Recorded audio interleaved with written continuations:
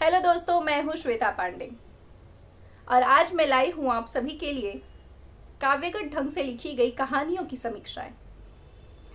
इस किताब के लेखक हैं नीरज कुमार मिश्रा जी और किताब का टाइटल है तुम बिन। दोस्तों, नीरज कुमार मिश्रा जी ने वैसे तो कई तरह की किताबें लिखी, लेकिन उनकी यह किताब उनकी बाकी किताबों से अलग है। इसका कुछ विशेष कारण भी रहा है, क्योंकि यह किताब उनके किसी खास के लिए लिखी गई थी। कहने के लिए तो उम्र के साथ साथ बाकी कुछ पीछे छूटते जाता है, लेकिन यादों की गलियारों में कोई एक कोना ऐसा रह गया था जिसे वो भूल ना पाए, और ना ही उस शख्स को। और उन्हीं की याद में लिखी गई ये सारी कहानियाँ जो काव्यगत ढंग से लिखी गई हैं, बेहतरीन लिखी गई हैं। दोस्तों, अगर आप यह किताब पढ़ते हैं तो आप पाते हैं कि इस किताब में आपको प्यार मिलेगा, जो हम सारे लोग कभी न कभी महसूस करते हैं।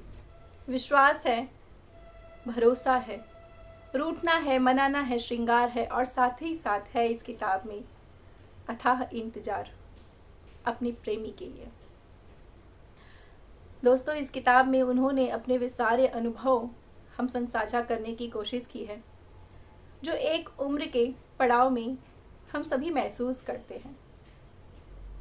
इस किताब में दी गई जितनी भी कहानियां हैं, उनका अगर मैं शीर्षक पढ़ूं तो शीर्षक भर से ही आप उन कहानियों को पढ़ने के लिए उत्साहित हो जाएंगे, जिनमें है ओ साथी रे तेरे बिना, तेरा इंतज़ार, मेरी साहिबा, अप्रैल फूल, तन्हा जीवन, सुनो न मेरी रजनीगंधा।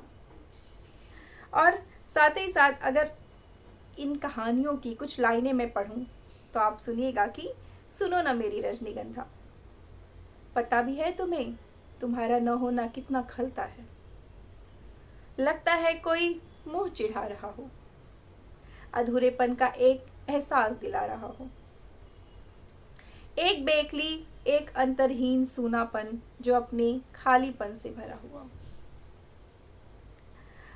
दोस्तों, इसी सर्ग में एक और लाइन है अप्रैल फूल की, जिसमें उनकी प्रेमिका ने उन्हें अप्रैल फूल बनाया शादी के लिए, और वे भागे दौड़े चले आते हैं उनकी प्रेमिका के पिताजी से उनका हाथ मांगने के लिए। और यह कहानी बहुत ही अच्छी है। इस किताब में आपको बहुत कुछ पढ़ने को मिलता है जो आपको सोचने पर मजबूर कर देता है। दोस्तों, इस किताब की लिंक मैंने डिस्क्रिप्शन सेक्शन में दे दी है। आप जाइए, खरीदिए और इस किताब को पढ़िए।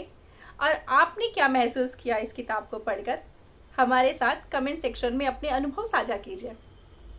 धन्यवाद दोस्तों।